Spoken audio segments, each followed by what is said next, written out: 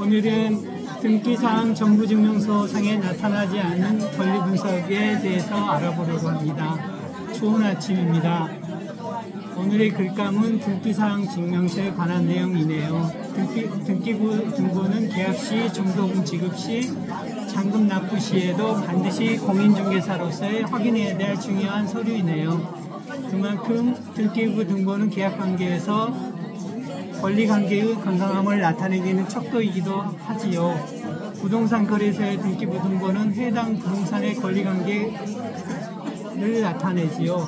등기부의 갑부에는 소유권, 을부에는 소유권 이외의 권리관계인 저당권, 전세권, 지상권 등의 법적 권리들을 기재하게 되네요.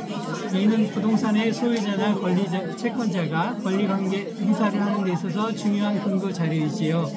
그러나 부동산의 등기부 등본상에 나타나지 않는 권리로 부동산 거래와 활용에 영향을 미치게 되어 신중한 검토가 필요하네요. 오늘은 등기부 등본상에 나타나지 않는 권리에 대해서 언급하기로 해요.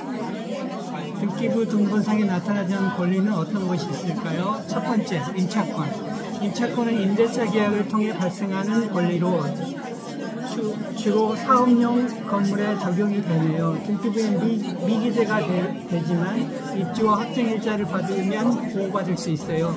특히 주인법에 의하면 일정 보증금 이하의 최우선 변제금을 우선적으로 회수할 수 있는 제도이네요. 따라서 부동산을 매매나 임대 시에는 선우선 임차인의 여부와 보증금 규모의 확인이 필수이네요. 특히 임차인이 있는 경우 이를 감안한 권리 분석이 필요해요. 두 번째, 유치권. 유치권은 채권자가 받지 못한 돈을 담보하기에 부동산을 점유하여 권리를 행사하지요. 인테리어 업자가 공사비를 받지 못했을 때 해당 건물에 유치권을 행사할 수 있네요. 유치권은 등기부 등본상에 나타나지 않는 권리로 인장을 통해서 유치권 행사 여부를 확인하는 것이 중요하네요. 유치권에 설정된 부동산을 매수할 경우 유치권자와 협의가 필요할 수 있고요. 협의가 어려울 때는 법적 분쟁 가능성도 생각해야 합니다. 세 번째, 분묘기지권. 타인의 토지에 조상의 묘를 둔 자가 계속적으로 묘를 유지하기 위해 생기는 관습법상 인정되어 지상권과 비슷한 권리이네요. 분묘기지권은 법적으로 인정될 경우 해당 분묘의 철거나 이전이 어려워질 수 있어요. 그래서 해당 토지를 매입하기 전 현장 방문과 주변 확인을 통해 분묘기지권의 유무를 조사하는 것이 중요하네요. 분묘기지권이 존재하면 해당 부동산의 활용에 제약이 따를 수 있고 또 법적 분쟁의 소지가 있을 수 있어요. 네 번째, 기지권. 기지권은 산행을 하다 보면 가끔씩 접하게 되는 전기시설의 설비에 대한 송전탑의 예를 들 수 있는데요.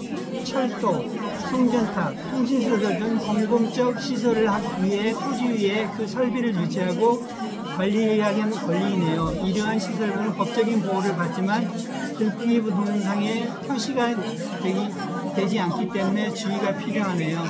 해당 토지에 매입을 하게 되면 토지 이용에 제한이 따를 수 있어 해당 시설에 대한 인지와 사전 협의가 필요할 수 있네요. 다섯 번째, 법정지상권. 법정지상권은 동일인의 소유에 속하였던 토지와 건물이 어떤 사정으로 인하여 그 소유자를 달리하게 될 때에 건물 소유자에게 그의 건물을 그 소유를 위하여 당연히 성립하는 것으로 법률에 규정되어 있어 있는 지상권을 말하는데요. 예를 들어 토지와 건물이 소유권이 분리되거나 경매로 인해 토지가 낙찰되더라도 법정지상권을 통해 해당 건물을 사용할 수 있는 권리인데요. 이는 등기부에 기재되지 않으므로 토지의 건물 소유자의 관계를 파악하지 않은 법정지상권 발생을 간과할 수 있어요. 토지와 건물이 다른 소유에 속해 있다면 법정지상권의 존재 여부를 확인하는 것이 중요해요. 여섯 번째, 위반 건축물. 위반 건축물은 구청 등의 허가 없이 불법적으로 증축, 개축, 개조된 건물을 뜻하네요. 예를 들면 허가 없이 옥탑방을 설치하여 이용하는 것인데요. 위반 건축물 여부는 등기부에 나타나지 않으나 지자체의 건축물 규정에서 확인할 수 있어요. 위반 건축물로 판명이 될 경우에는 시정명이 내려질 수 있으며 1년 이내 이내의 범위에서 이행강제금이 부과될 수 있어요. 이는 매매와 허가 등의 건물 활용에 불이익을 줄 수 있네요. 따라서 부동산 거래 전에 건축물 대상을 확인하여 위반 건축물 확인하는 것이 중요하네요. 7번째, 토지 이용 확인원으로 확인되는 지역 및 지구.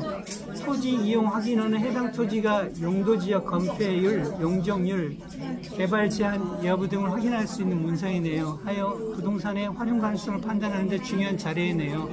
부동산 등기 부분에 기재되지 않는 토지 이용 제한 등의 사항이 포함되어 있을 수 있어 부동산의 개발과 사용 가능성에 큰 영향을 미치네요. 예를 들어 해당 토지가 개발 제한 용역이나 녹지지역으로 지정된 경우 건축 및 개발에 제한이 되므로 토지 확인원을 확인해야 합니다. 그래서 부동산 활용 계획이 있다면 해당 확인원을 통해 지역과 지구의 규제를 검토하는 것이 필요하네요.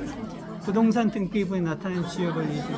주요 권리로는 소유권, 저당권, 전세권, 지상권 등의 권리가 기재되네요. 이러한 권리는 등기부등본상에 명시가 되어 부동산의 권리 관계를 정확히 파악하는 데 중요한 권리로 활용이 되네요. 하지만 등기부에 기재되지 않는 권리들은 부동산의 실제 활용 가능성과 가치를 좌우할 수 있으므로 주의 깊게 살펴야 하네요. 맺은말. 부동산 거래 시 등기부등본상에 나타나는 권리뿐만 아니라 기재되지 않는 임차권, 유치권, 공유기지권, 기지권, 법정지상권, 위반 건축물, 그리고 토지 이용 확인원에 따른 지역 및 지구 제한 등도 함께 확인하는 것이 필수이네요. 이는 부동산의 잠재적 위험 요소를 파악하고 안전하고 효과적인 거래를 진행할 수 있어요. 오늘은 등기사항 정부증명서에 나타나지 않는 권리들에 대해서 알아봤어요. 제 글이 조금이라도 도움이 되길 바람으로 작성했어요. 빠른 시일 내에 다른 글감으로 찾을 걸 약속해서 이 글을 마무리하네요. 끝까지 함께 해주셔서 감사해요. 부동산을 소통하는 성남이에요. 또 조만간 찾아뵙겠습니다. 고맙습니다.